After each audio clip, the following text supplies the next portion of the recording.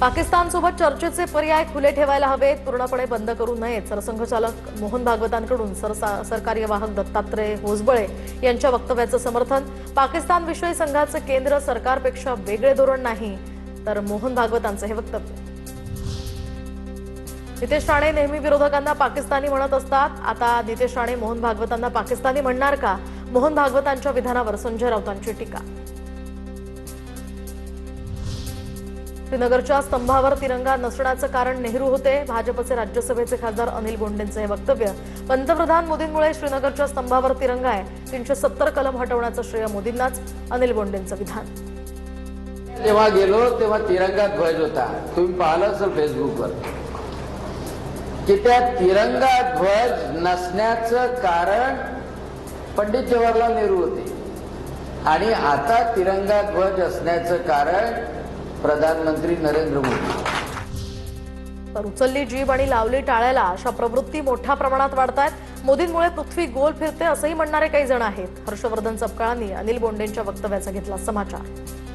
उचलली जीभ लावली टाळूला अशा स्वरूपाच्या प्रवृत्ती ज्या आहेत या खूप मोठ्या प्रमाणात वाढत आहेत. जे काही होत आहे पृथ्वी फिरते ही मोदीमुळे फिरते आहे असा देखील हट्ट धरणारी काही प्रवृत्ती आढळून येतात. मोहन भागवतांनी केलेलं वक्तव्य अतिशय योग्य. संजय राऊतांची टीका मूर्खपणाची. संजय राऊत स्वतः पाकिस्तान धार्जिण आहेत. राऊतांनी भागवतांवर केलेल्या टीकेला नवनाथ बन यांचं उत्तर. मोहनजी भागवत यांनी केलेलं वक्तव्य अतिशय योग्य आहे. अशा देशाची चर्चेतून मार्ग काढलेला पाहिजे. त्याच्यावर संजय राऊत टीका करतात. याला मूर्खपणाशिवाय दुसरं काहीही म्हणत नाहीत.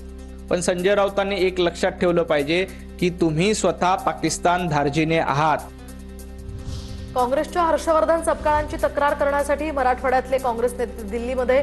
मल्लिकार्जुन खरगेंची घेणार भेट. तर माजी मंत्री अनिल पटेल, माजी आमदार नामदेव पवार, नेते संजय राठोड, माजी खासदार तुकाराम रेंगेंसह अनेक नेते दिल्लीमध्ये. उद्या पवनराजे हत्याकांडाचा निकाल. तर सर्व 9 आरोपींना हजर राहण्याचे आदेश. तब्बल 20 वर्षांनंतर याचा फैसला होणार. यातील सर्व आरोपी सध्या जामिनावर बाहेर. शिवसेनेच्या 60व्या वर्धापन दिनानिमित्त शिंदेंच्या शिवसेनेकडून मातोश्री बाहेर बॅनरबाजी. या बॅनरमधून शिंदेंच्या शिवसेनेचा ठाकरेंवर निशाणा. स्वतःसाठी जगणारे अनेक असतात, पण जे इतरांसाठी जगतात तेच इतिहास घडवतात असा बॅनरवर मजकूर. प्रमाणपत्रासाठी मनोज जरांगेंचा राज्य सरकारला अल्टिमेटम. तर कोल्हापुरात 1,40,000 नोंदी सापडल्या. 8 दिवसात प्रमाणपत्र द्या, जरांगेंचा इशारा. जिवंत असेपर्यंत महामंडळ बंद होऊ देणार नाही. मराठा समाजासाठी मराठा कुणबी स्वतंत्र मंत्रालय असणं आवश्यक. जरांगेंची प्रतिक्रिया.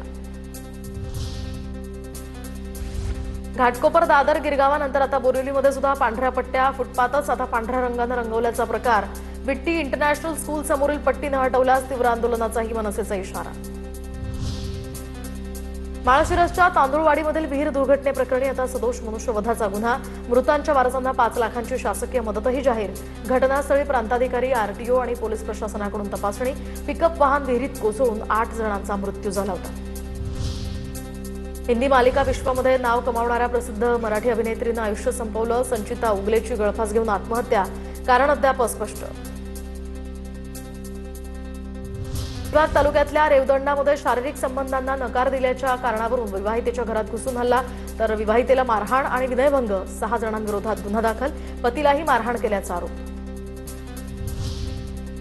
वाशिम शहरामध्ये अन्न आणि औषध प्रशासनाच्या संभाव्य कारवाईच्या चर्चेमुळे बहुतांश पानटपऱ्या बंद. प्रशासनाचं पथक शहरामध्ये दाखल होणार असल्याची माहिती पसरताच अनेक पानटपरी चालकांचा दुकानं बंद ठेवण्याचा निर्णय.